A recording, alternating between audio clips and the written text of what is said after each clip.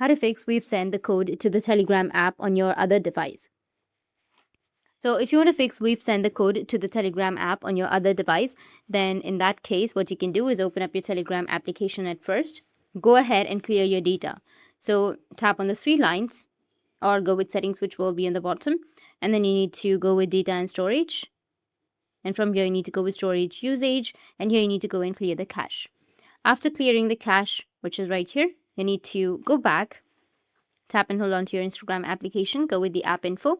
From the app info, go with storage and cache, and go with clear cache, which will be on the right side. Now, after clearing your cache, make sure that you've logged in with the correct number. Open up your Telegram, go with your settings again, and under settings, you need to go with your account. From account, you will have your phone number right here. You can just simply go with change phone number and then make sure that you've entered the correct phone number. If you're already logged into your account or if your login info is already saved, then in that case, you won't need to enter any OTP. If you haven't saved your login info on your device, then in that case, you'll be asked to enter the OTP. So you just need simply go and click on yes, and it will directly log you into your account. Or you'll also get an SMS option. You'll get the code to your phone number or either your WhatsApp or your messages. You can go and enter that code. Or you can go with privacy and security. This is the last option.